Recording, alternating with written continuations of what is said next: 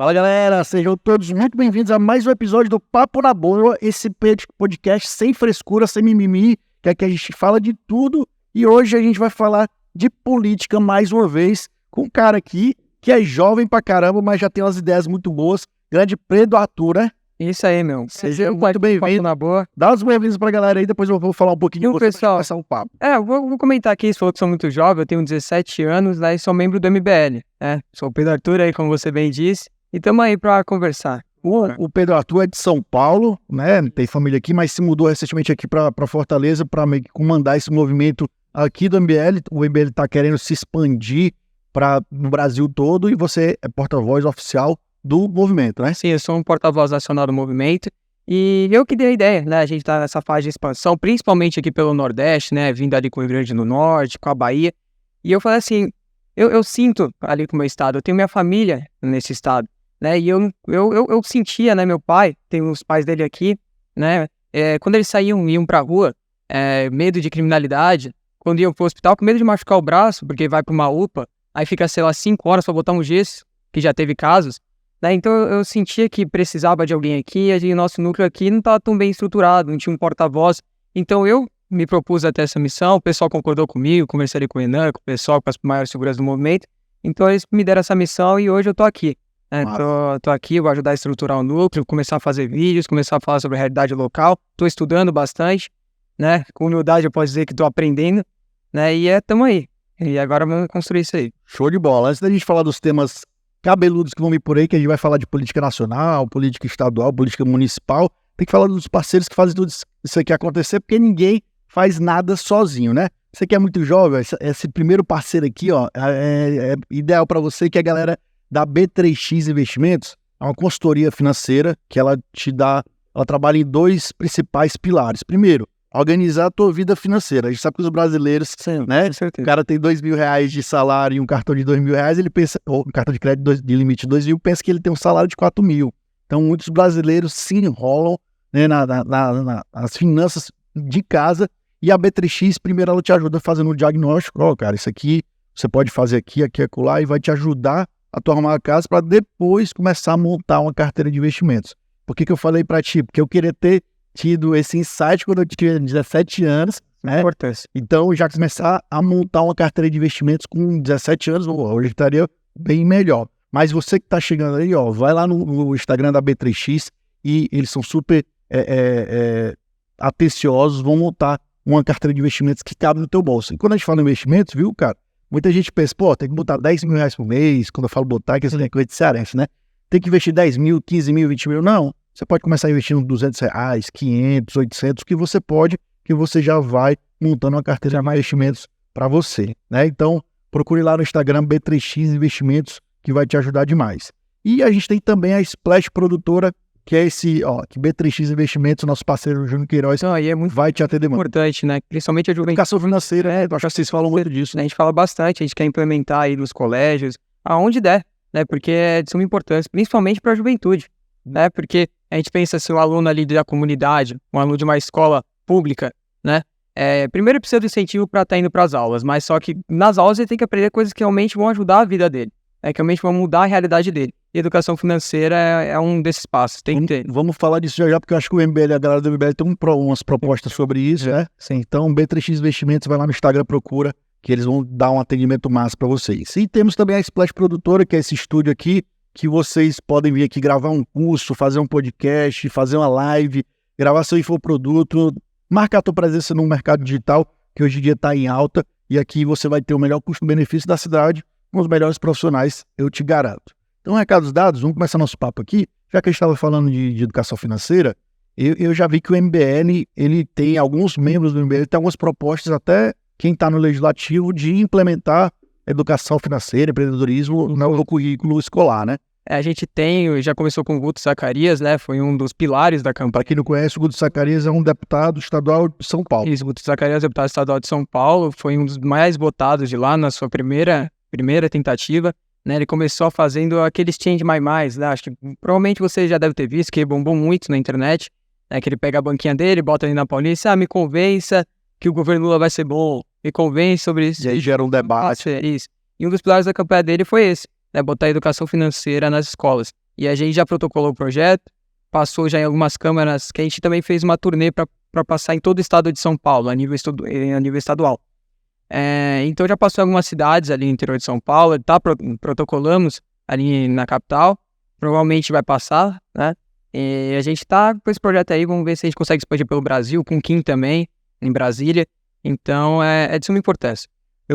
Uma coisa que não entra na minha cabeça, eu tava conversando com minhas irmãs esses dias, tenho 3 irmãs, né? E a gente conversando sobre esse formato de educação, né? Ela ensinando os filhos, aí eu olhando assim, pô, o que eu preciso saber de físico-química na cidade, mas não preciso saber de educação financeira. Então tem coisas que eu tava vendo, não sei se era um meme ou era alguma coisa na internet, o cara falando que o celular de 20 anos pra cá, quando você ainda era uma criança, antigamente o celular era de tijolão, o celular evoluiu tanto, tanta coisa evoluiu tanto, e a educação continua do mesmo jeito ali. Todo mundo parece que é construído para virar um empregado, né? E não pensar pela própria cabeça. Então, essa é uma coisa que eu apoio demais, a educação financeira. Que o pessoal fez retratando esse cenário, né? Que é aquela Children's Education. Sim. Retratando direitinho esse cenário. O pessoal até compara, né? Se você pegar a escola, a faculdade, o presídio, é a mesma coisa, ele é parecido, né? Você colocar pessoas para pensar de um mesmo jeito. Não, e a gente tem que pensar maneiras de acabar com a defasagem escolar, né? Pensar em maneiras para fazer as crianças, os jovens se interessarem na escola. E não vai se interessar com uma aula de física, química, coisas que eles não vê são sendo aplicadas na realidade. Sim. Né? Então a educação financeira é um desses passos, entre outros, né? Tem muito aí a ser estudado. Mano, a gente tava falando aqui nos bastidores e eu queria entender que, assim, eu com 17 anos de idade tava ali no auge da farra, entrando na faculdade, sem pensar muito em política, em coisas tão sérias, e você tem 17 agora, mas o envolvimento já tem o quê? 1 ano, 2 anos que já tá pensando nisso? Até mais. Então, como é que foi parar nesse mundo mais sério da política? Cara, seguinte, quando eu comecei a ter consciência mais das coisas, eu peguei uma época muito tensa no Brasil, né? Que foi quando eu tinha... foi em 2014 ali com o impeachment da Dilma, né? Então eu abri a TV e eu via isso, né? Eu via o pessoal xingando aquela mulher, o pessoal indo em manifestações, uma muvuca, pessoal de verde e amarelo. Então eu falei, o que é isso? Né? Por que estão querendo tirar essa mulher? Então, por que estão mandando essa mulher para aquele lugar? Né? Então eu fiquei muito curioso, daí surgiu o meu envolvimento, né? Eu fiquei pensando, falei com meus pais, eu não vim de família política, né? Mas só que eu vim de pessoas muito engajadas, que é um negócio que eu acredito que tem que ter aqui no Brasil, as pessoas têm que ser mais engajadas em política. E eles começaram a comentar, começaram a me levar nas manifestações, e dali eu fui me conscientizando e pegando meu gosto por aquilo, né? Então tu começou meio que acompanhando as manifestações daquela primavera lá de 2014, 2016. Inclusive eu já assisti o filme, né, que foi feito pela galera do MBL, que é Não Vai Ter Golpe, que é um filme muito massa, ele foi mais ou menos o surgimento ali do MBL, né? Sim, eles foram os indutores disso tudo, né? Foi que primeiro era um movimento que não tinha dono, né? Era a pessoa lutando por várias causas que não existia direito ali. E aí o Renan, indignado, pegou, roubou uma manifestação. Roubou uma manifestação porque não tinha dono na manifestação. Eu não me recordo direitinho o dia. Aí ele pegou e falou assim, essa manifestação é nossa e a gente vai fazer. E começou a reunir o pessoal em volta do caminhão que ele colocou na Paulista e daí começou uma série de manifestações. Eu acho que a galera do MBL teve uma inteligência muito boa nesse sentido, que eram várias manifestações soltas, difusas, e eles conseguiram concentrar numa pauta que estava todo mundo querendo, uma pauta em comum. Tudo precisa de um líder, né? Tudo precisa de uma ideia dada. Não dá. Há muitas dessas manifestações aí que é isso que ele tem que implementar hoje em dia, falando de teto, daquilo outro, nem dá para saber qual que é o foco disso, Sim. Né? Então, tudo precisa ter um foco, tudo precisa ter uma pauta dada. E ali a pauta inicial era contra um projeto que estava para passar, que ia acabar com a Operação Lava Jato, né? Ia dificultar muito a Operação Lava Jato. Então, esse foi o foco inicial para todo aquele movimento. Mas os teus pais, quando te levavam já nas manifestações e tudo, já eram engajados com a galera do MBL ou nada? Não, nem conhecia. Eu fui conhecer depois o que era o MBL, que o pessoal ia nas manifestações, mas não sabia o que era o MBL.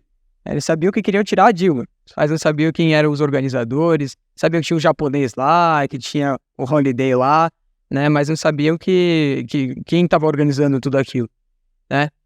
Ali só surgiu um interesse vago.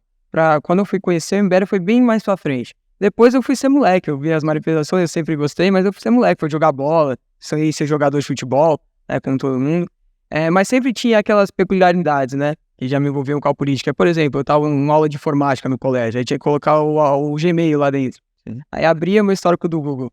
O que é um app? O que é, sabe, um jovem daquela idade pesquisando isso aí já gerava estranhamento, já era estranho, né? Quando deu as eleições do Bolsonaro, e todo mundo ficou esperançoso. Tu já votou ali naquela época, não, né? Não, votei, mas eu fiz campanha aguerrida. Sim. Isso eu fiz. Né? Acreditei muito no cara, colei adesivo na mala de todo mundo, sabe?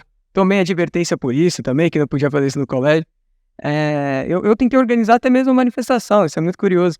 Né, que quando o Bolsonaro recebeu a facada, aliás, eu tava vindo pra cá, eu tava vindo pra Fortaleza. Eu fiquei chateado, acho que o Brasil inteiro se entristeceu, boa parte. Não, boa parte. Todo não, alguns, né? Alguns até disseram que tem que dar um jeito direitinho, né? Mas...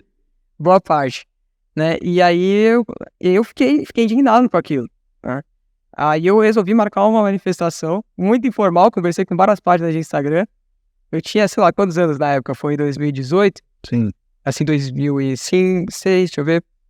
Sei lá, eu tinha uma idade aí, era bem baixa, era 12, 13 anos, né? E aí eu conversei com várias páginas, perfis bolsonaristas da época. Falei assim, vamos marcar ali na frente do Albert Einstein. Não pode ter som na frente do Albert Einstein. Mas o pessoal foi. Cheguei lá, tinha 100 pessoas, mais ou menos. Claro que tinha um pessoal que já tava ali, porque acompanhando, né? O presidente, ficavam lá com a porta para a bandeira do Brasil. E aí eu cheguei lá, a primeira hora que eu liguei a caixinha de som já falou, para, não dá. Eu fui com uma JBL, foi bem informal assim. Mas eu sempre tive esse interesse, sempre... E aí, vamos voltar... E aí, quando que entrou no radar do MBL? Vocês viram o movimento, achei esses caras massa, como é que foi isso? Então, e aí eu fui fazer um curso militar, né? Eu cheguei a fazer um curso pra entrar na IPCAR. Né? E aí eu ficava acompanhando o YouTube que tava começando a crescer, né? Acho que as pessoas estavam começando a acompanhar mais o YouTube, principalmente as figuras políticas que vieram depois no YouTube. E aí eu acompanhava o Arthur, né? Eu vi o Arthur bastante, mas eu sabia do Arthur e do MBL e tal. Eu comecei a conhecer mais o MBL com o Kim, que eu vim por um vídeo do Arthur. Aí eu falei, nossa, aquele japonês, eu conheço esse japonês. Eu assisti, aliás, um debate desse japonês, que foi no Fla-Flu, né, que ele fez um Fla-Flu com, acho que foi alguém de esquerda, não sei se foi com a Karina Vitral. Então eu lembro de ter assistido isso e eu comecei a acompanhar o Kim, comecei a acompanhar bastante, até que apareceu a Academia MBL. E eles estavam vendendo o curso como se fosse uma florzinha no lixo, e que realmente se tornou a ser, né? E eu acabei entrando na academia, larguei a minha questão militar. Só para entender, a Academia MBL é um curso de formação de quanto tempo ali para você aprender sobre política? Eu entrei no primeiro ano da academia, né, que teve. E aí é um curso de praticamente um ano, é um curso online, você tem as aulas ali, mas tem um monitoramento muito grande, né? Tem as provas, tem missões que são passadas ali. E o curso é basicamente um ano, depois tem a formação, que é no Congresso Nacional, e depois tem outros anos para te preparar para ser um coordenador de núcleo, por exemplo. Núcleo uma célula estadual do movimento. É parecido mais ou menos com o do Renova BR? Não, meio que participei, eu só documentei para entender como era o processo, mas também era uma formação ali, mas era menorzinha, tudo online também. O Renova BR não é um grupo político, o Renova BR é acho que foi criado aí, não sei se foi pelo Temer, se eu não me engano, mas é uma formação para você ser candidato. Então, para ser candidato, a gente te prepara de alguma maneira, enfim, a academia é totalmente diferente. A academia é uma formação que nem é para você que quer se envolver com política, por exemplo. Se você quer, sei lá, falar melhor, se você é um comunicador, você pode fazer academia, você vai conseguir isso. Vai ter aulas ali que vão te trilhar para esse caminho, né? Não só um comunicador, como empreendedor, enfim. Mas claro que tem o foco de você ser ligado ao movimento. Você tem que ter um vínculo ali com o movimento, você tem que aprender sobre o movimento, entender os nossos ideais, né? E dali que surgiram grandes porta-vozes atuais do MBL. Por exemplo, o Guto saiu dali. Sim. O Guto trabalhou com quem? O Guto, não, ele trabalhou com o Arthur. Com o Arthur. Trabalhou com o Arthur na Lesp. E vamos começar falando um pouco mais sobre política nacional e depois a gente vai descendo, né? Sim. Assim, ao meu ver, acompanhando, né, de longe, mas acompanhando o que o MBL fez desde 2014, 2016, 2018, embarcando ali com o Bolsonaro, né? Apoiando o Bolsonaro. Depois viu muita gente se decepcionou com o Bolsonaro, né? Acredito que até o MBL. Mas eu queria saber como é que hoje está lá dentro. Porque, assim, ao meu ver, aí eu posso estar errado, você me corrija. Lá dentro não é 100% contra. Bolsonaro nem contra Lula. Tem alguns ali que, cara, era melhor ter votado, né, em Bolsonaro para tirar Lula do que o contrário. Eu acho que teve alguns, tanto que teve dissidência, alguns saíram. Como é que tá hoje essa questão dentro do MBL? No começo, assim, quando a gente viu que o Bolsonaro tava errando, eu não tava no MBL ali na Nacional naquela época, né? Que eu digo nacional, seria o escritório ali com o pessoal, enfim. Mas eu sei que houve muitos rachas no movimento naquele tempo. Que foi que a gente separou muito por conta da questão do Moro, principalmente, né? Que o Moro começou a falar, falou que, ele comemorou lá quando o Lula foi solto, que ele pode estar o ministro para STF, enfim, aconteceu esse rolo com o Sérgio Moro, e ali a gente já começou a ver algumas irregularidades. Depois a gente foi vendo mais ao decorrer do tempo. Mas ali houve um grande, digamos assim, mas houve um racho de certas figuras que não gostaram e quiseram sair do movimento, que eram mais leais ao Bolsonaro do que o próprio MBL. Então ali houve, mas agora é totalmente diferente. Agora a gente tem figuras que são totalmente leais ao movimento, que sabem, tem um senso de missão, né, do que a gente quer propor. Então são pessoas bem engajadas e agora é 100% o ideário do MBL ali dentro. Mas antes resolver esse problema. Falando ainda de 22, para depois de chegar na atualidade, na política, no que está acontecendo na CPMI e por aí vai, a tua visão, assim, que eu sempre falo em todos os episódios, eu falo, cara, eu votei no Ciro no primeiro turno e no segundo turno eu votei no Bolsonaro para tirar o Lula, né? Eu sempre deixei isso muito claro. E na tua visão, o MBL não deixou a oportunidade de não precisava ter apoiado lá, subindo o palanque, mas tem dois maus, né? Os dois são ruins, mas tem que escolher um menos mal. Essa posição do MBL de lavar as mãos, tu apoiou? Tu acha que foi certa? Acha que foi correta? Sim, porque a gente é para mostrar a coerência do grupo, né? Acho que mostrou a nossa coerência de falar a gente não apoia bandido, a gente não apoia picareta, a gente quer um projeto de país. E por isso a gente não vai apoiar nenhum nem outro. Tem até muita gente que diz, se tivesse tido o apoio ali do centro, do MBL, se a Zambelli não tivesse feito aquela lambança lá, que Maria, e dentre outras coisas, Roberto Jefferson e tal, porque a diferença foi apertada, né? Foi o quê? 2 milhões de votos? Foi acho que foi a mais apertada. Mais apertada da história. Então foi uma diferença muito apertada. Se esses atores aí, inclusive o MBL, eu não vou dizer que é um ator gigantesco, né? Um ator importante, considero, mas se tivesse movimentado ali, talvez não tivesse sido diferente. Sim. Não, e o engraçado é que chega muitas pessoas e vem falando, o MBL tá derretendo, o MBL não existe mais. Aí depois chega e fala, mas se o MBL tivesse apoiado, ele podia ter mudado uma eleição presidencial. Eu nunca achei que estava derretendo, eu achei que tinha, assim, umas discordâncias, que é normal, nem todo mundo pensa igual. Quer dizer, não é porque todo mundo pensar igual 100%, eu posso engordar por ti nos 30% das coisas, 50% das coisas, e os outros discordar. Mas lá dentro ninguém é 100%. Então, a meu ver, tinha duas coisas ruins lá para você escolher, você podia escolher o menos pior naquela fato, e depois, para a próxima eleição, você ia pensar outra alternativa. Isso é uma crítica que eu tenho ao MBL, porque achar que a gente não quis comparar os mais. A gente quis falar, todo mundo é ruim e a gente tem que pensar em uma nova alternativa para a próxima eleição. Foi até uma forma de conscientizar as pessoas. Um líder para o MBL não sentido. Sim, com certeza. A gente tem esse pensamento aqui, galera. Se você pensar é diferente, a gente respeita e tal, mas a gente vai seguir igual. Que na verdade o movimento político ele é cercado de diversas opiniões. Então ali dentro a gente pode ter gente que fala, dentro de uma caixa razoável, né? Porque, por exemplo, tem gente lá que é a favor totalmente ao aborto, ou tem gente ali que é contra totalmente ao aborto, né? A porte de armas, dentro dessas questões que a direita mesmo debate muito, né? Liberais, conservadores, então isso a gente respeita. Mas a partir do momento que é algo muito maior, né? E é algo que o movimento não concorda mesmo em sua maioria, aí não tem como fazer parte. E colocar o MBL no tabuleiro, onde é que a gente posicionaria ele? Centro-direita, hoje como é que vocês se consideram? Então, a gente é uma nova força política surgindo no Brasil, né? E eu considero que, cara, que é muito difícil falar, né? Eu odeio essa questão dessa régua, porque é muito... Mas se a gente fosse dizer na questão dessa régua, ao meu ponto de vista, que pode ser diferente de vários, né? Acho que a gente é um centro-direita.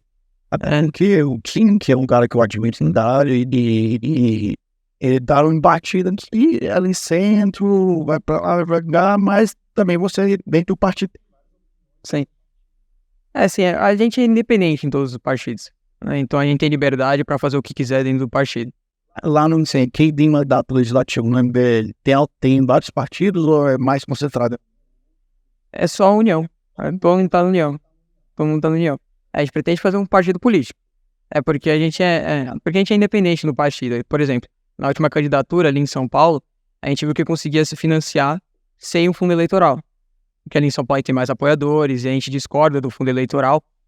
E por isso a gente conseguiu fazer uma campanha sem um fundo eleitoral, não precisou do partido. O partido concordou nisso, né? Entre outras questões. E a União ele é muito flexível, né? Como você vê, tem estados aí que a União é governista. Tem locais que ele é bolsonarista, direitista. É porque o Próprio bem flexível. próprio Brasil, Bruno, é foda você falar isso, né? Porque é um país gigante, realidades e cultura diferentes, e o partido não é igual em todos os estados, né? Nenhum partido é igual a todos os estados, muito difícil.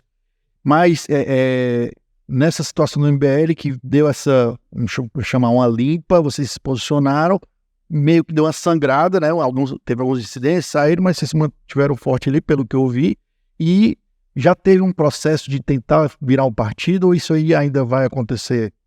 Isso está acontecendo, já está acontecendo, a gente já começou com testes aí, né? E eu acredito que próximo ano já a gente já começa com ações de rua, para coleta de assinatura, ações virtuais, né? Para caso tenha assinatura virtual. Mais difícil é colher as assinaturas, será? Eu acho... Quais são os outros critérios ali? Sabe? Então, eu não sei de cabeça, mas acredito que a coleta de assinaturas é muito complicada, principalmente a física, porque na física você... o cara do cartório pode rejeitar todas, né? Então, essa letrinha tá errada, porque é do MBL, entendeu? E é bom que a galera confia na urna eletrônica totalmente, mas tem que fazer tudo manual para fazer um partido novo. Isso tudo, para mim, é burocracia para criar um novo partido. E vendo hoje, sei lá, tem 33 partidos, se eu não me engano, e não existe 33 ideologias, né? Então, acho que os grandes males do Brasil é essa salada de frutas de partido, porque ninguém vê a ideologia, vê os grupos, manutenção de poder ou não. Mas eu acho que é um caminho natural o MBL virar um partido. Ou então, se pudesse ser que nem nos Estados Unidos, velho, vocês se acompanham um pouco lá você pode ser candidato a presidente independente. Sim. Sem ter partido. Então, é que isso é pra mim complexo de se fazer aqui no Brasil. No Brasil mas pra mim é o melhor dos mundos. Pô, o cara tá lá, se for votar, tá aí, foi, sim, né? Mas nunca acho que teve um presidente eleito nesse modelo. Nunca teve, nunca teve. Principalmente nos Estados Unidos, que tem uma polarização mesmo de dois. Tem outros partidos. Três partidos, na verdade, lá, que é o republicano, os democratas e os libertários, não sei. Sim, enfim. Mas de 33 para 3 já é uma melhora, né? Sim. Mas também nem sei se é uma melhora, porque também você volta para essa história de você colocar na caixinha, né? Eu sou isso, eu sou aquilo. Cara, tem alguns caminhos que você pode seguir. Agora, 33 não, mas sei lá, eu acredito que poderia ter 5, 8, sei lá, 10 partidos. Não, sim, é muito partido e a maioria, eles só querem sobreviver. Eles só querem se perpetuar e se perpetuar, né, só em busca de poder, essa é a verdade. Né? Então, dominar uma cidadezinha, não tem projetos nacionais ou projetos estaduais, a maioria deles. Então, eles ficam se aproveitando, se abocanhando de certas coisas, uma secretaria aqui, outra coisinha ali, vamos fazer uma coligação aqui, então é só um instrumento de manobra aí para o pessoal ficar utilizando. Então, claro, a redução de partidos seria essencial. E vendo esse cenário atual aí que tu tá vendo CPMI e tal, queria saber a visão de vocês em relação ao dia 8 de janeiro. Depois eu vou te dar a minha concepção do que aconteceu, mas eu queria saber a tua percepção ali. Foi só um vandalismo, fuleiragem, foi uma tentativa de golpe, foi... Cara, eu acho que teve de tudo ali. Eu acho que teve de tudo. Eu acho que teve tanto pessoal bolsonarista que foi chamado pra lá, porque isso realmente aconteceu, tinha muito bolsonarista ali, pessoas aqui mesmo do estado do Ceará foram convidadas a ir pra lá, compraram água, os grupos financiaram isso e eles foram pra lá. Não sei se tava já na cabeça deles que eles queriam destruir, queriam depredar aquilo tudo, mas foi uma pedra jogada em uma vidraça e tudo começa. Sim. Né? E essa pedra pode ter sido, sim, de alguma pessoa ali dentro que foi infiltrada, que foi justamente para causar aquilo. A gente viu, por exemplo, o ministro do GSI abrindo as portas do Palácio do Planalto para integrantes ali que estavam vandalizando, entrando, dando água. Sim. Né? Então, é uma questão muito complicada, mas eu acho que teve de tudo. Acho que teve complacência do governo, porque acho viu nisso uma maneira de tentar acabar com o bolsonarismo, né, de certa forma, uma estratégia política deles, e também teve a burrice aí por meio dos grupos bolsonaristas. Eu acho que foi mais nesse sentido. A minha concepção é que os bolsonaristas mais radicais ali, né, porque dentro do bolsonarismo tem, né, os mais extremos, os menos extremos, a galera que só é contra a esquerda, e eu acho que a galera dali caiu numa armadilhazinha de patinho. Não vou dizer que foi o governo que fez, não tem como saber, mas alguém da esquerda fez essa armadilha. Então, tinha lá o grupo lá se movimentando, foi só, como tu falou, uma vidraceira jogada, meu amigo. O cara tá lá animado e vai.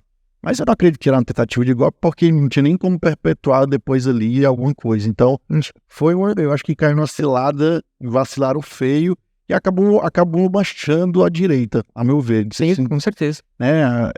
Quanto tempo que não se via direita aqui? Eu já assisti, acho que você deve ter assistido no Brasil Paralelo, tem aquele Teatro das Tesouras, né? Sim. Por muito tempo ficou PSDB e PT ali, os dois, um de esquerda, outro de centro-esquerda ali, e o PSDB se pintava como direita, como oposição, e na verdade não era. Quando começou a surgir uma direita, veio logo a direita aloprada, e aí meio que sujou um pouco o MBL. O MBL fala tudo isso, né? Isso é uma das causas da polarização, né? Porque a direita racional tem, e ela tá aí. Só que ela começou a surgir em 2014. O que existia ali era uma direita racional. Existia, evidentemente, alguns grupos revolucionários. Ainda não era organizada, né? Existia uns grupos ali que pediam golpe militar, enfim. O problema é que o líder que pegou para conduzir a direita, conduziu a direita pro lado extremo. Sim. Né? Então foi isso que aconteceu. E isso é um grande sintoma da polarização. Porque a polarização eu nem julgo ruim. Eu acho que é um Brasil mais polarizado, um país mais polarizado, que discute mais política, é melhor do que um Brasil menos polarizado, que ninguém sabe nada de política e vota no candidato que que achou o panfleto na rua. Sim. Na hora de votar, não vota por obrigação. Então, isso é uma das causas da polarização também. O problema mesmo foi do líder que resolveu assumir a direita. Sim. O líder que resolveu assumir a direita... É um cara despreparado, né? Sim. Por mais que... Surfou na onda, mas despreparado, e aconteceu o que tá. E o que tu acha que vai dar essa CPI? Vai acabar em pizza, não vai dar em nada? É um circo. É só o circo, só o palanque. Sim. É só um palanque. Você pode ver. É agora que veio o hacker. O hacker de... O cara acabou com a Lava Jato, né? Aí depois foi lá fazer showzinho ali com o pessoal do PT. Eu acho que a Zambelli também foi burra e teve... Porra, eu ia falar isso, cara. Pô, como é que a pessoa é burra ao ponto, né? Desculpa, Zambelli, já gostei, eu já tenho minhas ressalvas, mas, pô, o cara que acabou com a Lava Jato, aí tu vai se aproximar do cara desse e ainda levar pro seu líder... Não, e ele nem é o hacker bom, pelo que a gente viu. Ele foi um cara que pegou um tutorial de YouTube e ajudou ali o Glenn Greenwald, né, pra fazer aquela notícia ali da Vaza Jato. Da Vaza Jato. Não, foi muito burrice. Cara, eu nem consigo imaginar. E aí levou esse cara pro presidente. E aí, olha o rolo que tá dando agora. Mas a CPI eu acho que não vai dar em nada. Então, nessa última vez, eu tô citando porque teve esse circo por parte da esquerda, mas também pela direita. Que é uma falsa oposição aquilo ali, porque...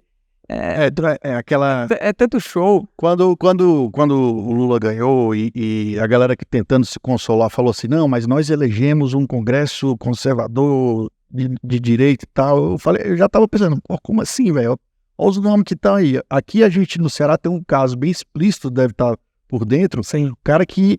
Pra tu ver como... Abriu a CPI. O cearense... Não é nem ele, é o outro. O cearense sabe votar bem mais que no Brasil todo. O nome do cara é Yuri do Paredão, né? Se quiser vir aqui um dia, Yuri do Paredão, a gente bate um papo aqui. Mas o cara é Yuri do Paredão, conhecido por ter paredão de som, é eleito deputado federal na onda do bolsonarismo. É assim que se elege, mas o Bolsonaro não, já tá pedindo benção pro Lula. E aí, eu acho que nunca mais vai ser eleito, mas se quiser vir aqui, a gente bate um papo. Mas nessa onda vai muito, né? Vai. A menina tem um filtro. A mesma coisa também aconteceu nos Estados Unidos com a eleição do Trump, né?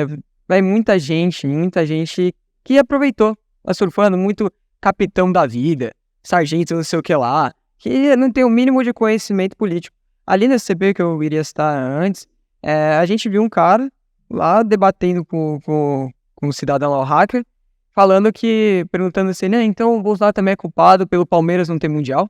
Você chegou a ver esse vídeo? Nossa, coisa ridícula. Enquanto isso, o André Fernandes, que é daqui, tava lá atrás segurando uma placa. Pô, Não é assim que se faz essa posição. Mas aí que tá. A gente vai falar já disso aqui, sobre como o engajamento nas redes sociais e na internet é importante para um político, e às vezes o político pensa mais nisso do que estudar e se preparar e ser foda no que faz, acontece caso nesse aí. Mas, por exemplo, tanto a direita como a esquerda, né, tô falando dos extremos, dão muito mole. O advogado do cara lá, né, do hacker, pô, era evidentemente um cara, né, você viu que o cara fez dos livros para doar pro hacker, então... Ele bateu boca com um cara lá dentro do Congresso. Os dois lados são... a gente tá muito mal representado nesse sentido, porque a galera realmente tá discutindo, e às vezes a gente fala tanto, quando fala de direito e tal, fala de aborto. O que vai ajudar isso? Não, o cara que tá lá na periferia, falar de aborto, isso não vai chegar lá. Então, falar de coisas reais e que são tangíveis, né? E a galera se preparar para isso. É porque, na verdade, a gente tem que ter um pouco dessa espetacularização, né? A gente tem que ter isso no Brasil para poder chegar nas pessoas. Não talvez nesse grande público, mas o pessoal só consegue engajar em um perfil, só consegue engajar em um mecanismo se tiver isso. Se tiver falando desse sistema acessível. Esse sistema acessível, por exemplo, o banheiro trans. Sim. Né? Banheiro trans. A gente tem que falar um pouco de banheiro trans para puxar as pessoas para um tema, por exemplo, o Pacto Federativo, ou o que está acontecendo agora aqui, cidade de Fortaleza, agora me fugiu o nome, que é questão do zoneamento da cidade, né? Então as pessoas não se engajam nessas pautas se não tiver espetacularização. Por isso eu acho necessário. Por exemplo, a questão do banheiro trans é uma coisa que, para mim, beleza, tem que ser discutida, mas qual é o percentual de brasileiros que vão ser afetados por isso e tá deixando de discutir outras coisas? Mas eu entendo que isso faz colocar você na pauta, né? E aí vão olhar, não, o que mais ele tem para falar? Então, as redes sociais, esse jogo das redes sociais, inclusive o MBL cresceu muito nesse jeito, sabendo usar que pontos falar para poder dar clareza numa pauta, né? Sim. A gente tem que jogar esses pontos para mostrar o que é realmente importante para poder falar dessas coisas. Porque a gente não vai conseguir, como eu disse, engajar uma pessoa num pacto federativo. As pessoas nem sabem o que é isso. Como é que a gente faz para elas saberem isso? Elas não vão, não tem outra forma de mostrar isso para elas se não for desse jeito. Então, por isso eu acredito que isso é importante nesse sentido. Só que a questão é que a direita mais extremada, ela só fala disso. E ela não tem pautas importantes por trás. Ela não quer mostrar outra coisa, ela só quer lucrar em cima daquilo e daquilo. E na visão de vocês, qual é o caminho dessa nova direita aí? Porque a gente sabe que Bolsonaro tá inelegível, né? Se duvidar aí vai acabar sendo preso de algum jeito aí. A gente sabe que ele é um grande cabo eleitoral, mesmo não sendo, podendo ser votado, ele é um grande cabo eleitoral. Que você acha aí que o MBL tem de construção para... Claro que primeiro tem 24, mas depois 26. Que vocês têm conversado lá dentro? Bom, assim, o cenário político é sempre muito turbulento. Então a gente nunca sabe o que vai acontecer. No dia seguinte um pode estar com o outro está com o outro. Então a gente não pode dizer muito sobre o que vai acontecer justo para 2024, por exemplo. Né? Eu não sei, pode sair Tarcísio, pode sair Zema, em uma questão de candidatura presidencial. Uma predileção lá pro Tarcísio, Zema... Assim, a gente tá com o vice-líder do governo Tarcísio, porque ele tá fazendo um bom mandato ali, e nós estamos com o vice-líder, né? O Guto tá lá com o vice-líder, tá não apoiando o que acha correto ali do governo, tocando os projetos dele. Então até agora o Tarcísio tá fazendo um bom mandato, certo? Mas a gente não tem nenhum direcionamento para caso o Tarcísio saia para presidência ou alguma coisa relacionada. Mas o projeto do MBL é um projeto duradouro, né? Então a gente, como eu disse, eu tô fazendo parte desse projeto agora. Eu tô vindo aqui pro Ceará, tô estruturando o núcleo do MBL aqui. A gente quer fazer isso em todo o país. A gente quer fazer isso. Até falando de eleição, né? Assim, muito... Em 2 anos corre muita água. Em 3, 4, então, muita água ainda vai rolar. Mas, a meu ver, assim, eu acho que seria um desperdício o Tarcísio fazendo um bom mandato lá. Sim. Puder concorrer um segundo mandato, fazer um ótimo trabalho, 8 anos. E o Zema tá lá, tá fazendo um ótimo trabalho em Minas, querendo ou não, isso aí tem que ser reconhecido. Pegou o estado quebrado, falido, organizou as contas no primeiro mandato e agora tá fazendo... E ó, que eu não sei, nem sou do Novo, mas tem que reconhecer o trabalho que tá fazendo, que a gente conhece muita gente de Minas. E ele vai estar lá no segundo mandato, né? Cara, eu fico vendo, mas também o Zema tem aquela história de não ser o... Se bem que o Tarcísio é o mais carismático do mundo também, né? Então o Zema e os dois têm essa dificuldade, né? Então, não sei se uma chapa, talvez os dois seria massa, não sei o que agregaria. Mas tu imagina uma chapa dos dois? Assim, depende muito do cenário, cara. O cenário depende muito do que eles vão propor, né, de quais são os próximos passos. Se eles propõem coisas boas, né, fazer um bom projeto de país, a gente tá dentro. A gente tá dentro. Se eles fizeram uma boa base, que independente também da pessoa que tá lá. Se ele for cercado de boas pessoas, né, aí ele se mantém. Se ele for cercado igual o Bolsonaro de mercenários, ele não vai se manter. E como é que tá não sei se você acompanha lá com a galera do MBL que está em Brasília sobre a questão as questões mais importantes que estão rodando agora, né? Reforma tributária. Inclusive, eu quero fazer um episódio aqui só sobre isso. Vou tentar chamar 2, 3 especialistas, fazer uma mesa redonda aqui só para ver, cara, o que isso aí vai melhorar, o que vai piorar, o que vai foder, o que não vai. Como é que tá? O Kim votou a favor da primeira? Isso, o Kim votou a favor. Eu não sou tão bom nesses assuntos. Isso é, claro. Isso é o vídeo para falar. Mas o Kim votou a favor, sim, da reforma tributária. Isso mesmo. Eu pegando esse gancho, falando assim, eu acho que qualquer reforma para mexer no que tinha vai melhorar. Mínimos vai melhorar, porque é como a gente fala aqui no Fortaleza, é um cabaré. E quem trabalha com isso, contador, advogado, tributarista, fala que é bizarro. Mas ele está no Senado, acho que ainda vai voltar para a Câmara, e tem muita instrução, acho que dá para fazer isso aí. Todas podiam ser melhores, a reforma da Previdência podia ser melhor. Mas assim, ó, aí ó, se você é muito novo, está começando a aprender, uma frase que sempre fica na minha cabeça, que às vezes eu não gosto, às vezes eu gosto, que é a política é a arte do possível, né? Você faz o que pode ali, você querer aquilo ali, mas aquele vai tirando, ó, vou cedendo isso aqui para poder aprovar. Então, eu acho que com o que tinha foi benéfica. Mas indo agora para o cenário estadual lá de São Paulo, né? A gente falou, se quiser falar mais alguma coisa também nacional, fica à vontade. Mas falando de São Paulo, que eu acho que você tem até mais propriedade, porque passou mais tempo lá, né? Acho que você trabalhou um pouco com o Guto lá? Trabalhei um pouco com o Guto. Lá na Assembleia? Na Assembleia.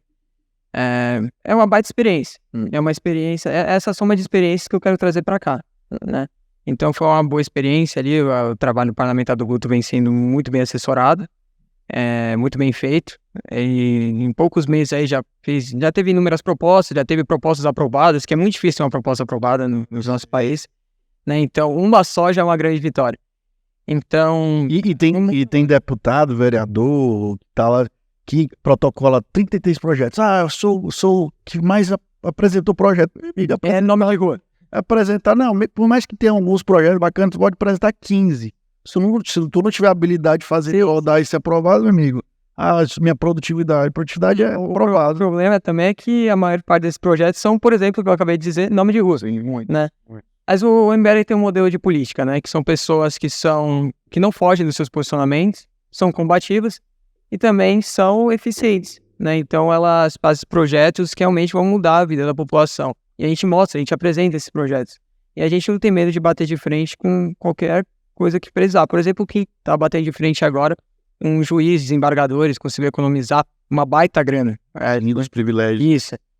Isso aí, se você tiver rabo preso, não tem como fazer. Não tem, porque uma hora você vai chegar lá alguém vai te processar, vai cair na mão de alguém lá e você vai acabar se fudendo. Mas o MBL, se a gente pudesse hoje elencar, o movimento se amadureceu e deu uma transformada, mas se pudesse dizer, as bandeiras do MBL são essa aqui. Qual que tu poderia dizer elencar? Cara, a gente é conservador, a gente é liberal. Tem aquela história de liberal na economia e conservador nos costumes, que eu acho uma baboseira isso aí. Claro. Mas quais seriam as bandeiras principais que o MBL defende, além de ser independente? Cara, é o seguinte, a gente defende que a gente precisa desenvolver o nosso país, principalmente o Nordeste. A gente defende que cada canto tem os seus prós, os seus contras e o que precisa ser feito nele, tem que ter uma visão muito ampla disso, né? E muito cética também. Então a gente precisa olhar para cada lugar e ver o que é necessário ali. Eu acho que isso aí é linkado assim, ao conservadorismo, né? A gente não pode reformar tudo que dá. Sim. Porque a gente tem que ver modelos do passado que deram certo. Eu acredito que tudo tem que ser muito bem pensado, né? E eu acho que a visão do MBL é essa. A gente precisa desenvolver o país. A gente precisa desenvolver olhando para cada lugar, para cada canto e ver o que é necessário. Então eu considero que nós somos um grupo conservador. Não só por esse fato, mas em outros que, enfim. E no cenário lá estadual de São Paulo, a gente já falou do governo do estado e tal, e vem aí 2024, vem eleições, né? Tem um vídeo seu que viralizou aí bacana, dando uma conversadinha com o invasor lá. Um certo invasor. Mas o cenário que está se desenhando, cara, pelo que eu tô vendo, o Boulos vai ter grande chance de ganhar essa eleição, porque se você pegar os números de 2022, na capital, a esquerda ganhou. Com certeza. A esquerda ganhou. No estado, né, os centro-direita ganhou. Mas para bater de frente com ele, tá certo, vocês vão apoiar o que vai se lançar, né? Sim. A gente fez as prévias do MBL, né? Nós fizemos uma convenção partidária com o pessoal. Convenção partidária, né? Porque lá eu faço só pra dar um ar de legal, porque foi com o Guto, né? Foi com o Guto. Isso, foi pra gente debater as propostas. Foi mais... não, realmente eles foram pra votação. Realmente teve a votação. O Kim levou, né? Foi com os membros do Clube MBL, né? Que é uma iniciativa aí que o MBL tem, que é o Clube MBL. Que não dá pra dizer que ele é parecido. Mas é similar com o Brasil Paralelo, só que com questão de a gente faz relatório, a gente faz documentários, vídeos, enfim, a gente trabalha bastante ali, principalmente com os bastidores aí de Brasília, a gente gosta de comentar por lá. Então, quem votou nessa convenção foi o pessoal que era inscrito no clube, que é um clube que está crescendo bastante aí. E você que falou do Brasil Paralelo, eu gosto muito, sou assinante, eu assisti muita coisa de lá, claro que não concordo 100% tudo tá ali, mas vocês têm um alinhamento com o pessoal do... A gente já teve, já teve no passado. Eu não sei que momento isso que rompeu e qual foi o motivo, porque foi na época que eu ainda não estava tão ativo no movimento. Mas já teve o Arthur ele vendeu curso lá para Brasil Paralelo, né? Ele fez até um vídeo dele que bombou, foi um dos vídeos que mais bombou dele, que foi ele entregando o panfleto da Brasil Paralelo e falando sobre a Brasil Paralelo com o pessoal de esquerda. Ele convencia a pessoa de esquerda, aí eu falei, então eu acho bom você assinar isso aqui, entendeu? Então o Brasil Paralelo já foi próximo a gente no começo, mas acho que foi envolvido com esse racha aí com o bolsonarismo também. Sim. Se eu não me engano. Sim. E falando ainda da prefeitura, né? O Kim vai se lançar, vai ter um palanque e tal. Tem uma chance, porque qualquer candidato que se lança tem chance, mas acontecendo de ficar entre Boulos e Ricardo Nunes, que provavelmente vai ser apoiado pela direita. O que vocês vão fazer? Vocês vão lavar a mão de novo ou vocês vão apoiar? Não dá pra apoiar o Boulos, cara. É isso que eu te falo. O Boulos não dá pra apoiar. E a questão é a seguinte, né? A gente espera que polarize entre o Kim e o Boulos. É isso que a gente acredita. Porque polarizando entre Kim e Boulos, eu acho que a gente tem grandes chances. Porque assim, São Paulo, historicamente, não coloca prefeitos de esquerda. A gente teve um prefeito de esquerda que foi um dos piores avaliados da cidade. Que foi o Haddad. Suplicy lá atrás também, mas... Sim, que o mais recente foi o Haddad. E ele foi um dos mais rechaçados aí pela população. Então, eu acredito que no segundo turno, com um candidato que bata de frente mesmo, e com que consiga mostrar a realidade à população, que mande bem, por exemplo, até mesmo em debates, e que venha com projetos sérios, projetos que combatam até mesmo os projetos do outro, né? Porque a gente vai precisar, sim, ver com um grande projeto de habitação, por exemplo. E a gente vai precisar mostrar, é assim que se faz a habitação. Não é dessa forma, que é a principal bandeira do Boulos, é a habitação. Sim. Então, a gente tem que vir com um projeto mostrando a realidade, escancarando hipocrisias, bombando aí pra tentar polarizar isso aí, tentar fazer com que o Kim ganhe. Porque eu acredito que se entrar o segundo turno entre quem for, Ricardo Nunes, o Ricardo Nunes nem pede nem cheiro, o pessoal nem... Cara, é aquela água sem cheiro, né? E dá vontade de dar um choque nele pra ver se ele dá um... Não, eu vi uma vez ele discursando na reforma da Previdência lá em São Paulo. Nossa, ele é muito fraco. Sim. Ele é muito fraco. Esse cara não leva do Boulos. O Boulos, se o segundo turno for entre Ricardo Nunes e Boulos, eu cravo que o Boulos leva. E, cara, eu não gosto de Boulos, eu fico registrado aqui, mas ele tem uma capacidade... Também não gosto, não. Né? Tem uma capacidade argumentativa, ele é bom ali no discurso, eu acho que ele engole o Ricardo Nunes no debate. Mas se você fizer a pergunta certa, ele não consegue responder. Não, eu tô falando do Ricardo Nunes. Sim, se ele for com o Ricardo Nunes, eu acho que ele engole o Ricardo Nunes, né? Engole. Principalmente o Ricardo Nunes está fazendo uma gestão aí já há algum tempo, pegou bastante bucha aí, como, por exemplo, a reforma da Previdência, e eu acho que o Boulos ele consegue se colocar muito bem nesses temas, né? Então, realmente, eu acho que não vai dar. O Ricardo Nunes não tá eleito em São Paulo, isso eu tenho certeza. Você pensa, eu sei que você está construindo aqui o movimento do MBL aqui no Ceará, pensa em ser candidato ou lá ou aqui? Então, a gente vai estudar para que isso ocorra no futuro. Já vai pro ano que vem, né? Acho que para vereador, acho que é 18 anos. Mas isso aí é questão que a gente tem que estudar com o tempo. Eu me disponho, eu tô disposto a ir estudar. Eu quero entender o estado, a cidade, os problemas da cidade, os problemas do estado, para tocar. E se for viável, por que não? É uma forma também de levantar o nome do MBL por aqui. Mas o meu foco aqui não é ser candidato, é ser um porta-voz. Porque eu acho que até mesmo um porta-voz, muitas vezes, tem muito mais voz do que um candidato. Né? Então, eu quero chegar aqui, eu quero escancarar o que der para mostrar, converter as pessoas, trazer as pessoas para o MBL e a gente fazer um projeto consistente para o futuro. E trazendo agora para cá, né? Você resolveu vir para cá para fazer esse movimento. A gente sabe que no Nordeste, pra galera da direita, é meio foda de fazer aqui qualquer movimento, né? Pra galera da direita. Não, mas Nordeste de maneira geral, né? Fortaleza, né? Teve alguns momentos ali que talvez pudesse, mas agora que a direita tá rachada. Antes da gente falar de eleições, como é que quando tu decidiu vir para Fortaleza e começou a conhecer mais a cidade que você já conhecia? Sim. Mas você foi ver os problemas, foi se inteirar mais do que estava acontecendo, até para saber como atuar politicamente, né? Como é que foi essa chegada? Cara, é o seguinte, uma coisa que me indignava muito era ver a grande parte da esquerda, até mesmo Lula, falando assim, o Nordeste é mil maravilhas, o Nordeste é desenvolvido. Não é, porque o Lula nunca pisou aí num Frotinha aqui em Fortaleza. Pisou, é porque ele tinha... Não, eu não acho que nunca pisou, acho que ele nunca viu. Eu, recentemente teve um caso no Frotinha, um cara ficou amputado do lado de fora, um negócio grotesco. É porque o Lula nunca pisou, sei lá, numa comunidade guerreada por facção, numa comunidade onde as pessoas, os alunos têm que se esconder, as crianças ficam escondidas embaixo de mesas, pessoas são expulsas das suas casas. É porque ele nunca viveu essa realidade. E ele vem dizer que o Nordeste é desenvolvido. As pessoas aqui são desenvolvidas por meio de auxílios. Que não é um orgulho. Falando de auxílio, né? Acho engraçado o Lula falar, né? Que o cara tá na política há 40 anos e sempre foi o discurso de quero acabar com a fome. O cara teve 8 anos, depois mais 6 da Dilma. Você viu recentemente o vídeo do Elmano, que ele se emociona por causa do Pronamp. Aí ele fala, a gente vai acabar com a fome no Ceará. Esse discurso já tem... O governo do Camilo passou 8 anos aí e fez o quê? Que eu não podia ter acabado com a fome não também, e antes dele também, que era do mesmo grupo. Não é dessa forma que acabar com a fome.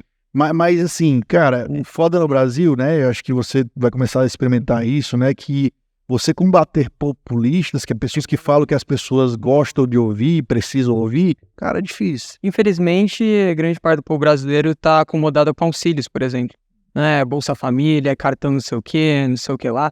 E as pessoas não têm que ter orgulho disso. Elas têm que ter orgulho de trabalhar, de não depender do Estado, de poder crescer. O Estado tem que dar condições para você poder crescer, para você poder pegar, você conseguir comprar sua casa, seu alimento, né? É isso que a população tem que ter orgulho. E não de ficar recebendo migalhas do Estado e sendo refém de um populista.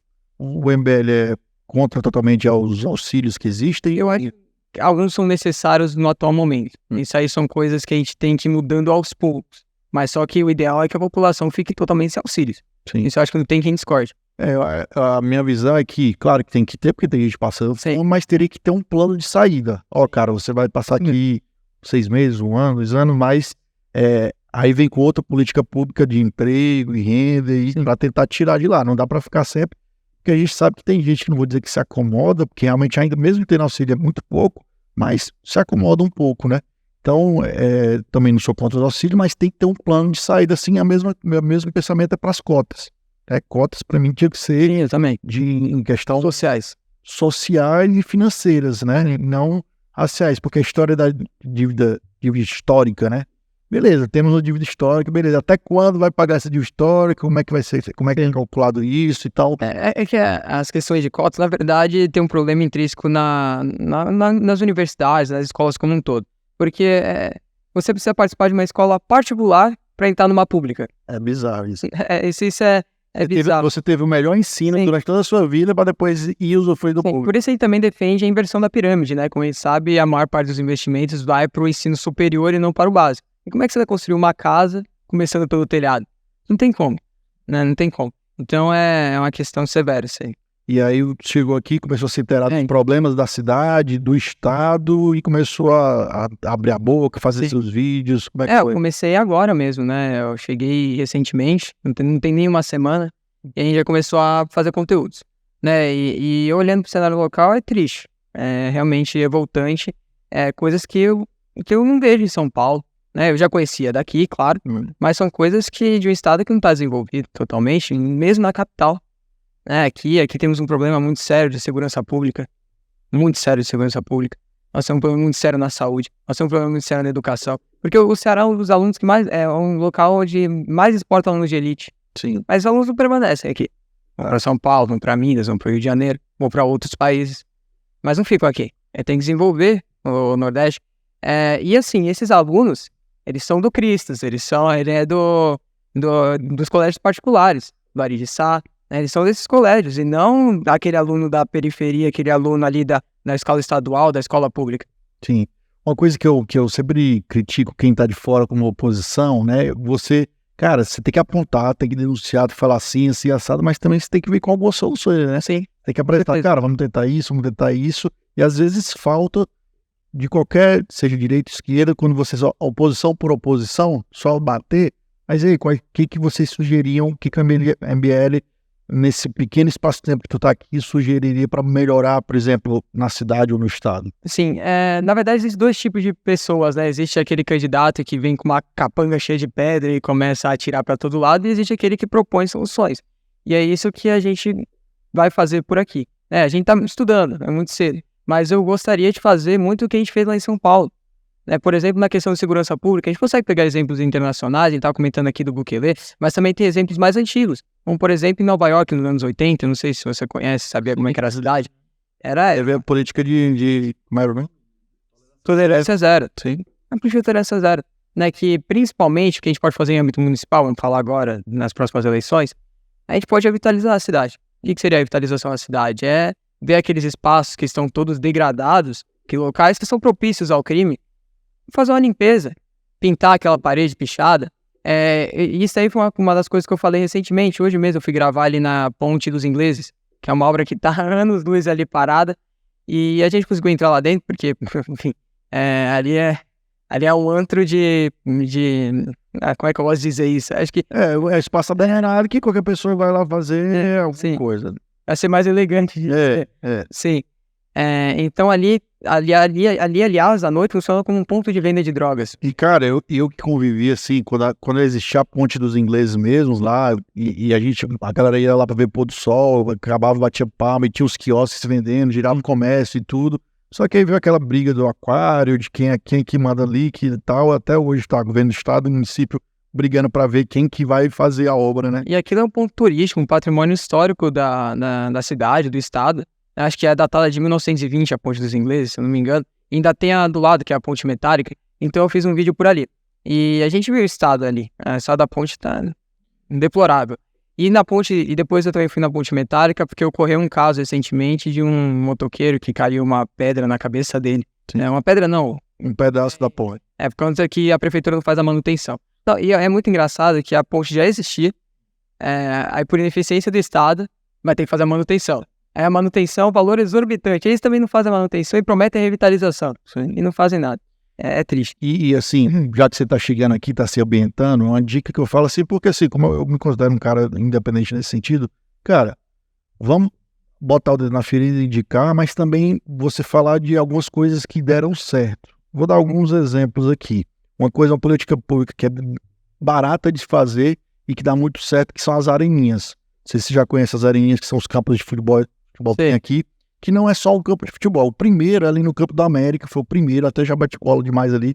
É bacana que o campo, ele monta uma areninha de futebol, deixa a comunidade cuidar daquela arena, cuidar, manter, e o que ele gera ali? Esporte, é bom pra criançada e tal, mas também gera comércio, porque o cara vai vender ali seu churro, sua pipoca e tal, e isso foi replicado pro estado todo.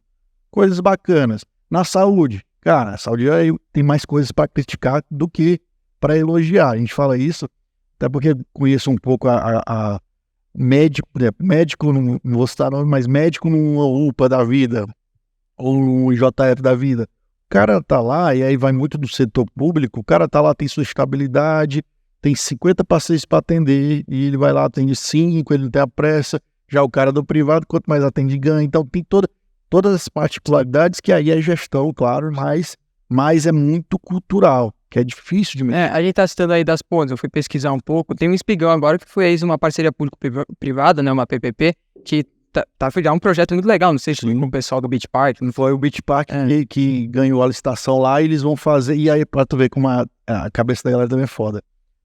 É uma parada que eu acho massa isso também. Sim. Vai pegar um espigão que tá ali meio que abandonado, muita gente vai pra lá, mas não tem nada de estrutura. vai fazer uma mega estrutura lá, com quiosques e tal, vai revitalizar. E tem gente, tô tirando o espaço do pobre, só porque é o Beach Park e tal, mas vai ser aberto ao público, você vai lá, pode continuar passeando. É uma parceria público-privada, que o pessoal não entende isso. E aí, sempre tem os que vão criticar, e aí qualquer política que você fizer é complicado. Mas você imagina que poderia virar essa ponte dos ingleses, podia ser um sentar do mesmo jeito. Porque o lugar ali é muito bonito, é muito bonito. Mas essa parceria pública-privada específica, eu conheço o projeto e são 2 espigões primeiro, né? Vai ter esse que vai ser feito primeiro, depois outro, e a possibilidade depois de fazer outro dando certo, né? Sim. E aí é um teste, né? Eu tive aqui, acho que um mês atrás, com o secretário de Turismo de Fortaleza, que é o Alexandre Pereira, que Fortaleza conseguiu ser a capital do Nordeste que mais traz turistas. Claro que grande parte pelas nossas belas praias e tal, mas tem várias políticas que são feitas para atrair investimento, turista. Isso é então, dentro de nem tudo é terra arrasada. Tem coisas ali boas, tem coisas ruins, mas chegando para as eleições de 2024, como é que vocês vão se posicionar do MBL aqui no Ceará? Porque a gente sabe que a direita tá meio dividida aqui, né? Tem Capitão Wagner, que tem muita gente da direita dizendo que ele é traidor ou não. Tem o André Fernandes, tem se posicionando, tem o Carmelo Neto, tem também o senador Girão, que já esteve aqui no Papo na Boa, a gente bateu um papo massa aqui também, que também disse que pode ser candidato. Como é que vocês estão se posicionando para ano que vem? Mas antes de falar isso, só para comentar a coisa passada que você comentou, de incentivo aí para os médicos, né? Que, por exemplo, o médico de hospital particular ganha a cada paciente que atende, enfim. Nós temos inúmeras políticas muito ruins nesse sentido. Por exemplo, nas escolas, as escolas que menos produzem, que mais seu espaço deteriorado, recebem mais dinheiro do Estado. Que era para ser o contrário. E isso não acontece. Mas assim, a gente tem vários projetos aí que a gente pode pegar lá de São Paulo, trazer para cá, para as escolas que eu disse. Lá tem um projeto chamado Escola 360, que nós deixamos a Escola 360 dias aberta com vários programas. Programas como, por exemplo, jogo de futebol, com merenda escolar. Isso já existe lá, já acontece. Sim.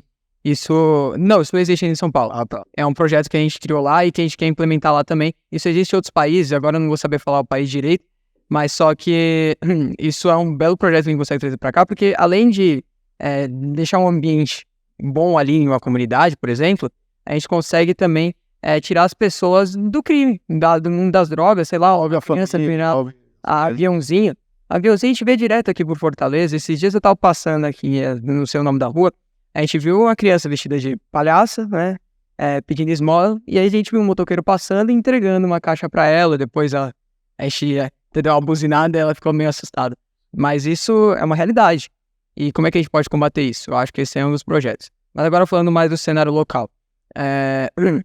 A gente tem que ver como é que vai se dar, né? Porque tem muita confusão, principalmente dentro da direita. Tem André Fernandes, Carmelo, tem o Capitão Wagner, tem o Girão, tem toda essa galera.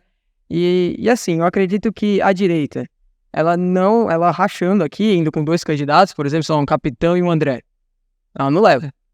E pegando o exemplo do que aconteceu ano passado, que ninguém esperava que o Elmano levasse o primeiro turno, sim, todo mundo achava que ia pro segundo turno com o Elmano, com alguém, ou o Capitão Wagner, ou o Roberto Cláudio, alguém ia. E acabou sendo o primeiro turno. Sim. Então fica de lição aí, se a direita quiser se movimentar, tem que ser. No eleitoral, não sei se você viu, mas a capital, como é que ela votou? Ela votou Elmano? Cara, não, ganhou praticamente em todos, posso estar errado, mas acho que ganhou na capital também. É porque assim, veio a força do PT é muito forte no estado. Tinha um governador de 8 anos bem avaliado, que era o Camilo, com a força do Lula vindo e tal. Então, por isso que eu falo, no Nordeste é complicado, cara. Pra direita, um dia... Eu não sei se existe alguma cidade do Nordeste que já está sendo gerenciada pela direita, não lembro agora, também, mas é difícil tirar isso aí pra galera. A esquerda, o PT aqui no Ceará é muito forte, principalmente no interior, pelo que eu percebo. Sim. E que tem um coloio dele com outras entidades ali, né? Os satélites, né? O PSOL, o PCdoB. Né? Não é só isso, o Estado Paralelo também. Sim. Né? O Estado Paralelo também apoia, de certa maneira. A gente viu casos grotescos recentemente de cidades aí no interior, envolvendo tribunais do crime. A pessoa postou ali um memezinho de alguém de direita, ela vai pro tribunal do crime, no interior, isso aconteceu. Sim, eu vi. Isso eu fiquei chocado. Entre outras coisas, né? Por exemplo, em Calcaia, onde o pessoal pegou o pessoal com dinheiro no bolso, comprando votos explicitamente, né? Então tem muitos problemas, principalmente no interior. Aí temos que começar pelo menos pela capital, né? E, cara, De alguma maneira. queria saber de você, que é um cara jovem, né? 17 anos, como é que envolve essa galera jovem que não tá nem aí pra política? Principalmente tá chegando mais aí, ano que vem tem a eleição de novo. Geralmente são a galera que reclama, são os que não participam. Como é que engaja essa galera? Principalmente pelas redes sociais, que é onde eles estão mais ambientados, né? Onde a gente está mais ambientado. A nossa geração, ela cresceu com o celular na cara, né? Então, e também batendo em pautas que realmente mudem a vida dessas pessoas, que passam parte do cotidiano dessas pessoas. Por exemplo, o Kim fala muito de games. Você vê a gente querendo isenção para videogames, que é um grande mercado aqui no nosso país. E a nossa ministra querendo taxar, hein? E a nossa ministra querendo taxar falando que esportes não é esporte, mas enfim. E essa é uma das formas, né? Como, por exemplo, a gente agora batendo nas universidades, que isso vai acontecer aqui no Ceará, porque a gente já tem até imagens. Vamos até separar ele, eu acho que a gente separou algumas imagens até para comentar aqui, né? Porque isso faz parte do cotidiano do jovem. O jovem tá ali na faculdade, ele sofre opressão por ser de direita, por exemplo. A gente sabe como funcionam os centros estudantis, os DCS. Cara, eu falo isso porque eu sou formado em Direito, advogado, me formei numa faculdade particular, mas mesmo o DCE da particular era difícil de... Na época eu nem estava tão ligado ali, porque eu entrei muito novo. Eu entrei com 16 para 17 anos na faculdade. Sim. Me formei muito rápido também. Então, mas na faculdade também é difícil você mudar a cabeça daquela galera, né? Não, tem uma galera ali que não dá pra mudar a cabeça, mas tem gente ali no meio que quer que mudem a cabeça dessa galera. Porque essa pessoa não consegue pensar ali dentro, né? As universidades prometem ser muito plurais, mas não é essa a verdade, né? E aí a galera que é nova também, ainda tá formando caráter, formando ali a cabeça, fica meio assim, pô, se eu não for dessa galera aqui, eu vou ser meio expurgado. Tem todas essas questões psicológicas também, muita coisa. Mas a gente Porque você não entrou na faculdade ainda, né? Sim. Tá pensando em fazer o quê? Entrar direito. Direito? Cara, quando tu chegar lá e começar a querer falar nos teus pensamentos de direito, principalmente na faculdade de direito, né? Você vai... Sim. Ó, aqui tem algumas fotos aqui, só para ilustrar, né? Ali é a situação da ponte, né? Que foi a que eu comentei recentemente aqui com vocês. Isso aqui é a Universidade Federal aqui de Fortaleza. Detalhe para quem não conseguir ler ali, tem uma pichação ali de verde, que eu vou ler aqui, ó. Quando o último capitalista for enforcado nas vísceras do último reformista, a humanidade será feliz. Condorcet. Deve ser alguma... Porra. Ali, eu saí do Lattes, vem pras lutas. Sai do Lattes, vem pras lutas. Pois é a galera do amor, né? Ali tem os cartazes também. E tem mais coisa, tem muito mais coisa. Isso aí é só o que a gente conseguiu fazer ali, um estudo rápido. Isso é na UFC? Isso aí na UFC. Certo. E também tem na estadual também. A gente sabe que a doutrinação ideológica dentro de universidade, eu falo isso porque eu lembro de todos os meus professores, principalmente os de história, Sim. E dentro dos colégios também, como é casa do colégio. Filosofia, história, eu vivo isso. Sim, foi até, eu acho que a gente estava falando aqui nos bastidores do Pavanato, né? Fez um vídeo que eu achei interessante. Ele levou as imagens, ó, se você reconhecer aqui 10 personalidades, você ganha R$50.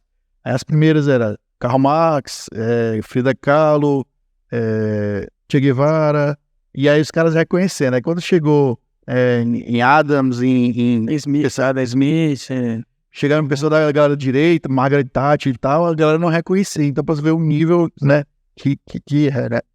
Mas, cara... E aí a gente começou com a iniciativa lá, que é os inimigos públicos, né, que eles vão nas universidades, eles mostram a realidade da universidade, até mesmo pintam as paredes, né, porque é um patrimônio. Isso aqui é um patrimônio... Aqui no Ceará até mesmo histórico, né, porque os prédios ali da UFC são datados de muito tempo atrás, né, era uma fazenda, né. São tombados, né. Então, esse projeto de inimigos públicos é mais para tentar gerar o debate, gerar o confrontamento. O confronto, a gente vai fazer isso aqui. Confronto nas ideias, né? Sim, isso aí a gente provavelmente vai fazer aqui em Fortaleza. Desejo boa sorte, ó. Tem que levar os dois maiores que esses dois que estão aqui, viu? Pra ter lá. Bem Marzê. Mas tem que levar os maiores ali, porque assim, claro que você pode ir com a galera para se resguardar, não é para confrontar, mas... Não, tem que se resguardar, porque realmente esse pessoal é perigoso, porque eles têm o ideário e eles nos veem como fascistas. Sim. Eles nos veem, a gente não é, eles nem sabem o que é, na verdade, mas eles nos veem como fascistas, e pra eles, fascista tem que morrer. né? Então, eles vão pra cima mesmo. Isso aí acontece não só com eles e também vindo de próprias figuras da esquerda. Eu já questionei inúmeras figuras da esquerda e eles partiram pra agressão. É que as pessoas, quando confrontadas, elas têm essa tendência. Show de bola. Vamos colocar as redes sociais aí do Sim, grande Arthur. É legal falar também, porque quando eu cheguei aqui, eu também fui na Alesse, né, pra debater sobre isso, para preservar o patrimônio, as universidades principalmente. Até porque o prédio é público, né? Qualquer pessoa era para poder... Pichação, cartazes, para retirar tudo isso de lá. Então a gente fez uma lei nesse sentido e apresentou para os deputados ali da Alesse. Eles estão bem interessados em protocolar. Vamos ver como vai andar isso aí. Se andar, a gente vai garantir a comoção pública. Eu acho assim, retirar totalmente também é um extremo. Por exemplo, dentro de uma faculdade, num espaço público, sim, você reserva aqui, ó, cara, aqui a galera da faculdade pode fazer o que quiser. Agora, no resto da faculdade, deixa... Tá, que isso aí em praticamente todas as paredes da faculdade. Então, é isso que eu tô falando. Se tem o diretório ali só dos estudantes, Pô, tá aí pode fazer. Ali, esse aqui local é só dos estudantes, é só deles, eles podem fazer o que quiserem dentro do na universidade inteira. Tudo bom, hein? Porque tem alguns espaços que são apenas deles. Sim. Ó, que a gente colocou aqui, o MBL tá se mobilizando agora, né? Tá se organizando aqui no Ceará. Então tem lá o Instagram do MB Livre Ceará, né? Representação oficial do MB Livre no Ceará. Faça o Ceará mais livre, o preço da liberdade eterna vigilância, faça parte do MBL. Lá pode entrar em contato com vocês lá pelo direct. Tem lá MBLD, ações, participe, então dá para entender o que o movimento está acontecendo, né? O MBLD aconteceu recentemente, foi, acho que um dos maiores que teve aqui. Se não o maior, acho que foi o maior.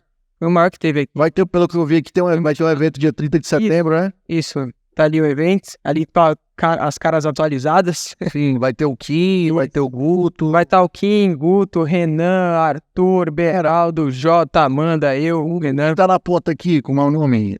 Ele agora tá lá no Morning Show agora fazendo... É o Jota. O Jota, cara... Esse cara é muito... o Jota é sensacional. Que ele mistura ali uma ironia com sarcasmo, com inteligência. O cara eu achei muito bom. O Jota é saúde, gente boa. Aqui o Instagram do MB Livre, que é o MB Livre Nacional, né? Sim. Entra agora na nossa comunidade exclusiva, aquele Clube MBL, que a gente comentou aqui. Lá você vai ver academia, as outras ações do MBL. Vamos colocar o do... E vai ser, então, vou só ressaltar aí pra quem quiser aí, é dia 30 de setembro. Aí vocês... Já tem local? O link, tem local, o Buffet Le France aqui, ó, fica na Maraponga. Então eu conto com todos vocês lá que gostem do nosso trabalho, que curtem o MBL, pra gente debater, ou até você que não curte, né? Vamos lá debater, vamos lá conversar, porque eu acho que é de suma importância esse debate, então conto com todos vocês lá. Show de bola. E aí o Instagram do Pedro, coloca aqui, pra galera seguir lá, quiser acompanhar... Ele vai começar Tem que assistir esse primeiro vídeo ali, ó, com o invasor. Vocês dá pra passar? Vocês têm... Não, a gente tinha que baixar. Mas, ó, Pedro Arthur com TH, Pedro Arthur CE, estudante, jovem de direita, porta-voz do MB Livre do Ceará, questionando e militando desde 10 de 2006. Ixi, que é quantos anos aí? Mas mais legal é que desde cedo o cara se interessou por política, o que não é fácil hoje em dia, né? E aí tem vários atos que eu já fiz, né, questionei, aliás, o José Guimarães, deputado aqui do Ceará, se eu não me engano, de Quixeramobim, se eu não me engano, é que comentaram esses dias comigo. Questionei ele no questão do pé da censura, porque eu já participei de inúmeros momentos históricos que ali aconteceram, e eu sempre participei ativamente. E em Brasília, o que a gente fez, né, quando eu tenho passar o projeto pé da censura, acho que você se recorda, esse ano mesmo, né? Vai voltar, né? Isso. Então, querendo não volte. Mas eu voltar reformado. Que nós fomos os grandes expoentes para que não passasse dessa vez. Porque o MBL fez horas de live, pediu para a militância ficar ligando em escritório político, ligando para as pessoas que estavam indecisas. Então, a gente tinha um placarzinho, não sei se você recorda desse placarzinho de moto, foi virando. E aí a gente falou assim, aí precisa fazer um ativismo lá em Brasília. A gente precisa ir lá, conversar com os deputados. Aí eu tive a ideia, né? Vamos conversar com os deputados do aeroporto e daqueles, por exemplo, José Guimarães, que já tem o seu voto, vamos só escancarar a hipocrisia do cara. Vamos mostrar como aquilo é errado, como aquilo realmente é um projeto da censura, é um projeto das fake, que eles falam que é o PN das fake news, né? E aí, no caso de José Guimarães, eu comentei com ele ali, falei assim, deputado, você quer, como você vai votar pelo projeto das fake news? Aí, não, o PN da censura. Ele, não é PN da censura, é PN das fake news. Eu falei, isso aí mesmo, né? Contra as fake news, né, deputado? É isso mesmo. Aí eu falei, tem que lutar contra esse criminoso, ele comentou. Eu falei, e o Lula que fez essa fake news aqui sobre a Ucrânia? Sim. Aí, enfim, ele surtou aí, ficou revoltado. Ele ficou agoniado, estava com o dinheiro na cueca, não sei. Uma das coisas que o político tem a única coisa que tem medo do povo na rua. Essa pressão é válida, tem, ligar, encher a caixa de e-mail, mas fica na secretária, fica no assessor. Então, cara, esse tipo de confrontamento, você chegar no deputado, não esse deputado que a gente já sabe que não ia mudar, mas deputados indecisos, quando ele vê uma pressão, né, dos seus eleitores, não, aí ele fala só, galera aqui... E não foi só isso que nós fizemos lá, né? Claro que teve isso aí, eu encontrei até a Benedita, e tem um vídeo maravilhoso que a Benedita foi uma governadora do Rio de Janeiro, e você precisa ver como é incapaz, né? É inacreditável. Mas enfim, a gente fez outros atos lá. A gente percorreu todo o trajeto do aeroporto até o Congresso. Todos os viadutos a gente colocou uma faixa contra o prédio da censura. O deputado veio que realmente tinha uma comoção. E lá foram pessoas do Brasil inteiro, que eram membros do MBL, assim, ó, venham pra cá, a gente vai fazer ato aqui, tal. Eles se mobilizaram, a gente não pagou nada, nossos militantes não são pagos. Então eles foram pra lá e, enfim, a gente fez essa pressão até mesmo lá dentro do Congresso. Eu entrei dentro do Congresso, conversei com os deputados. Tem histórias muito engraçadas lá dentro também. A gente conversou ali até mesmo na coletiva de imprensa, a gente conversou com a imprensa para saber como é que estavam os bastidores e depois a gente conseguiu conversar de deputado por deputado para conseguir colocar toda aquela militância para dentro. A gente colocou toda aquela militância para dentro e eles começaram a fazer barulho lá dentro. Isso incomodou e é claro que isso foi chocante pro pessoal, porque lá é o palácio para eles estão acostumados a ficar tranquilos por lá. Para você ter uma noção, nem a galeria abre mais, a galeria lá de cima. Mas sempre tá aberta, né? Não, nunca tá aberta. Mas a última vez que abriu, acho que deve ter sido lá nas diretas. Pra você ter uma noção. Então foi impactante para eles. A gente colocou a militância toda lá e eu acho que isso aí foi essencial pro projeto sair da pauta de urgência, né? Que foi isso que aconteceu. Pois então, siga aí nas redes sociais, principalmente no Instagram, Pedro Arthur CE, que você vai acompanhar as ações aí do Pedro Arthur. Grande, manda uma mensagem final pra galera, principalmente pra essa galera que tá desiludida de política, né? A gente sabe que quando os bons se abstêm, os maus assumem, né? Mas manda a mensagem final, por que vale a pena se engajar e por que vale a pena lutar aí por um Brasil melhor. É isso mesmo que você disse, né? O que dizia Martin Luther King, né? Você citou calma aí, se eu lembrar essa frase, incomoda é o silêncio dos bons e não o grito dos maus, né? E tem muita gente boa por aí. Como a gente está tentando fazer um trabalho sério, então eu quero que vocês conheçam e saibam que tem gente aí lutando pelo nosso país, porque eu, sinceramente, eu não quero pegar um avião e sair daqui, do país onde eu tenho minha família, né, do país onde eu tenho meus amigos, e do país que eu acredito que é um excelente país. E eu não quero que isso aconteça. Então, por isso, eu vou lutar até o fim para que isso dê certo, e eu conto com todos vocês, porque vai ser difícil, mas a gente vai tentar. Show de bola. Senhoras e senhores, Pedro Arthur, porta-voz da BL, cara, parabéns aí pelo trabalho. É massa ver alguém tão jovem, já tão engajado, continue nessa luta. Vai ter discordâncias, vai ter concordâncias, mas o importante é estar envolvido, né? E você que está chegando agora, se inscreve no canal, ativa o sininho das notificações para a gente sempre estar trazendo um papo na boa, sem frescura e sem mimimi. Beleza, boa. Show, até a próxima.